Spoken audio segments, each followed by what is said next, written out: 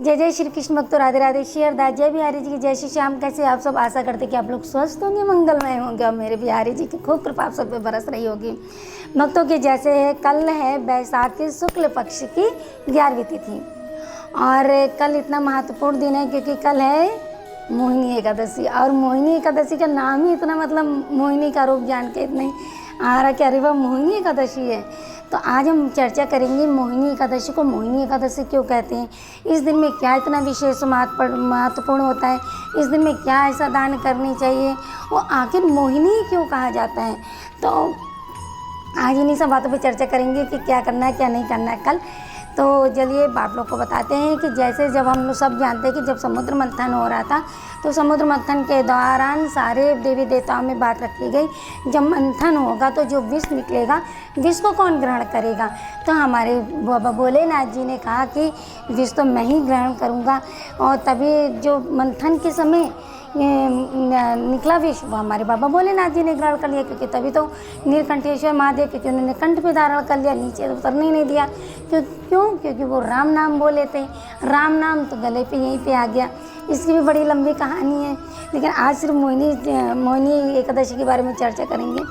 तो ये जो मंथन के समय जब जो अमृत का कलश निकलना था भक्तों, तो ये हुआ कि जब ये सारे असुर लोग थे तो बोले कि जब ये कलश निकलेगा तो हम लोग इसको पी के अमृत हो जाएंगे, अमर हो जाएंगे, अजर अमर हो जाएंगे और देवताओं को नहीं देंगे। इस बात पर विशेष चर्चा होने लगी तो सारे देवी देवता इतना घबरा कि आखिर ऐसा क्या होगा, कैसा करा जाएगा। तो सब जाके एक तो कारोबार चलो हमारे बाबा भोलेनाथ ने विश्व कर लिया, और दूसरा ये कलश कौन लेगा। सारे असुर तो सब निगाह गड़ाए बैठे हैं। तो हमारे जो है ना हमारे बिहारी जी, तो उन्होंने कहा कि ये कलश मैं ही लूँगा। तो उन्होंने क्या किया, जो अमृत का कलश निकला तो हमारे श्री ठाकुर बाके बिहारी जी ने ना खूब सुंदर सी कन्या, सब सुंदर सी कन्या, मतलब मोहिनी का मतलब होता है भक्तों अप्सरा से भी अप्सरा जो इतनी सुंदर लगे, इतनी लचक सी कमर, इतनी मतलब कि बस पूछो ना कि मतलब हमारे पास तो शब्द नहीं है। तो इतना सुंदर सा रूप धारण करके जब बोली कि पीछे छम छम छम छम चलने लगी तो सारे असुर लोग भी पीछे चलने लगे। देवताओं को तो पहले ही से खबर थी कि ये हमारे बिहारी जी हैं, हमारे श्री कृष्ण भगवान हैं।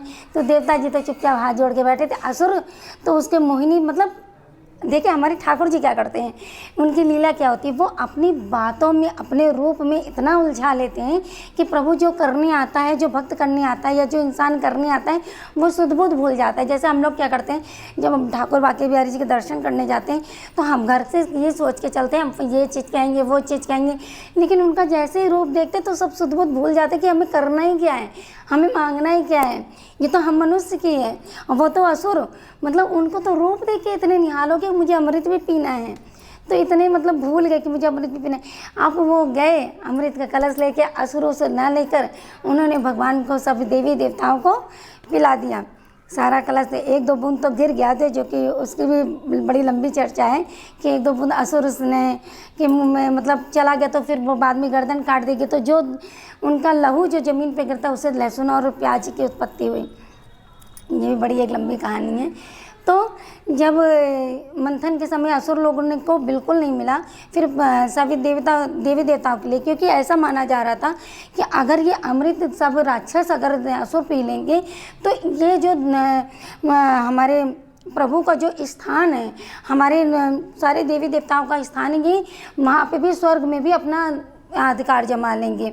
इसीलिए प्रभु ने ये चीज़ का निर्णय लिया, मोहिनी रूप धारण किया, क्योंकि मोह लेंगे इसी से जीत सकेंगे, बाकी किसी चीज़ से नहीं जीत पाए। क्योंकि ताकतवर वो भी थे, प्रभु भी ताकतवर थे, लेकिन जो रूप से करा जाता ना तो फिर हाथ पैर का क्या चलाने का काम। तो इसीलिए हमारे ठाकुर बाके बिहारी जी ने इस दिन सुंदर सी अप्सरा का रूप धारण किया। और उस दिन जिस दिन समुद्र मंथन हो रहा था उस दिन एकादशी थी, तो मोहिनी का रूप धारण करके जो एकादशी वाले दिन हुआ तो इसे भक्तों मोहिनी एकादशी कहते हैं। अब इस दिन करना क्या चाहिए, इस दिन देखिए हमारे प्रभु ठाकुर बाके बिहारी जी का है, तो इस दिन हमें बिहारी जी का जितना ज़्यादा नाम जाप करें। जैसे कि बिहारी जी का हो गया ओम नमः भगवते वासुदेवाय नमः, इस मंत्र का जाप कर सकते हैं आप। कुछ नहीं तो राधा राधा नाम से, देखिए राधा नाम तो हमारा भाई सबसे हाई, अगर कुछ भी नहीं आता तो आप राधा नाम जप करो। क्यों? क्योंकि देखिए हमारे ठाकुर बिहारी जी तो उसी से रिझ जाएंगे, अपने नाम से क्या रिझेंगे। तो अगर आप ये नहीं कर सकते तो ये करिए। इस दिन आपको क्या करना है, एकादशी वाले दिन हम ये नहीं कहेंगे सिर्फ आप मोहिनी एकादशी को, आप XYZ जितनी भी एकादशी सारी आती हैं तो उस दिन आप सर ना धोएं, ना साबुन से शरीर में इस्तेमाल करें, ठीक है। आप चावल ना खाएं। अब बहुत लोग कहते हैं चावल क्यों नहीं खाया जाता है, क्योंकि हम लोग जितना आज छोटे से बड़े होते आए तो ये सुनते आए हैं मम्मी लोग के मुँह से कि चावल ये इसलिए नहीं खाया जाता है क्योंकि इस दिन रेंगने वाले कीड़े जैसे बन जाते हैं, तो जितना चावल खाओगे ना उतने कीड़े होंगे, तो इसीलिए चावल नहीं कि मुझे कीड़ा नहीं बनना है। तो ये कहते हैं कि इस दिन चावल नहीं खाने, चावल से बनी हुई चीज़ें नहीं खानी चाहिए। इस दिन जितना ज़्यादा हो सके अगर व्रत रखो, अगर समर्थ नहीं है तो देखिए हमारे ठाकुर बाके बिहारी जी ये नहीं कहेंगे कि आप सामर्थ ना हो तो भी आप व्रत रखो, नहीं। सबसे बड़ा व्रत होता है हमारे प्रभु का दिन भर स्मरण करना, उनको दिन भर याद करना, उनका दिन भर नाम जाप करना, अच्छे अच्छे कर्म करते रहना। आज इंसान क्या करता है कि पूरा व्रत तो रह लेता है अच्छे से, लेकिन क्या करता है दिन भर चुगली करता है, दिन भर अच्छा कर्म नहीं करता, दिन भर इधर उधर की बात, मतलब ये सब काम होते हैं। व्रत रहे हैं हम, तो ऐसा भी भैया नहीं करना। हमारे ठाकुर जी ऐसे थोड़ी ना रीझते हैं, हमारे ठाकुर जी तो प्यार से रीझते हैं। जितना उन्हें प्रेम करोगे, कितने अच्छे अच्छे कर्म करोगे, तो हमारे ठाकुर बाकी बिहारी जी वैसे ही रीझ जाते, भले आप व्रत रहो और चाहे ना रहो। तो ये तो एक बात की होगी, लेकिन आप व्रत रहिए और क्योंकि शरीर के सामर्थ्य के अनुसार इस दिन फलों का दान करिए और क्या नाम है जानवरों को या ऐसे पशु पक्षियों को पानी पिलाइए, दाना खिलाइए। ये सिर्फ एकादशी ही नहीं करना भक्तों, ये आज सब दिन आपको रोज़ करिए ये चीज़ें। शरीर के सामर्थ्य के अनुसार आप अपने खुद के सामर्थ्य के अनुसार जितना हो सके उतना आप ये चीज़ करते रहिए। छोटे छोटे दान देते रहिए, छोटे छोटे मतलब करते रहिए। अगर मैंने बहुत लोग को देखा है, जैसे घर में गर्मी के समय चींटियाँ होती हैं, तो चींटियों में आटा में थोड़ा जैसे आटा होता है, आटे में आप क्या करिए पीसी शक्कर मिला दीजिए। तो पीसी शक्कर में दीवार के किनारे किनारे डाल दीजिए, दाना रखाइए, चावल रखाइए, ऊपर पानी रखाइए। तो छोटे छोटे ये पुण्य आप कर सकते हैं। ज़रूरी नहीं कि आप बड़ा विशाल भंडारा ही करो तभी प्रभु खुश होंगे, नहीं। आप छोटे छोटे कार्य करके भी आप खुश सकते हो, दूसरों को खुश देखकर भी आपको बड़ी खुशी होगी। तो आप ये कार्य करिए और प्रभु का नाम जाप करते रहिए। जितना नाम जाप करेंगे इस दिन आपको बहुत फल प्राप्त होगा। और हमारे ठाकुर बाके बिहारी जी को अगर आप रिझाना चाहते हो तो उनको सिर्फ भैया प्रेम से रिझा सकते हो, तो प्रेम करते रहो, अच्छे अच्छे कर्म करते रहो। तो इसीलिए कल है मोहिनी एकादशी, आप लोग इसका विशेष ध्यान रखिएगा। पूजा अर्चना वंदना करिएगा, घर में कीर्तन भजन करिएगा। आप कीर्तन भजन अकेले भी कर सकते हो, तो अकेले भी कर सकते हो, जैसा आप करना चाहो वैसे आप कर सकते हो।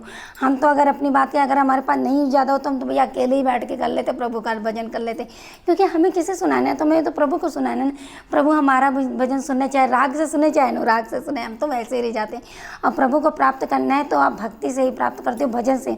जैसे स्वामी श्री हरदास जी ने अपने भजनों के माध्यम से हमें ठाकुर जी को प्राप्त कर लिया, तो फिर हम क्यों नहीं कर सकते हैं। तो जितना ज़्यादा हो सके नाम जाप करिए।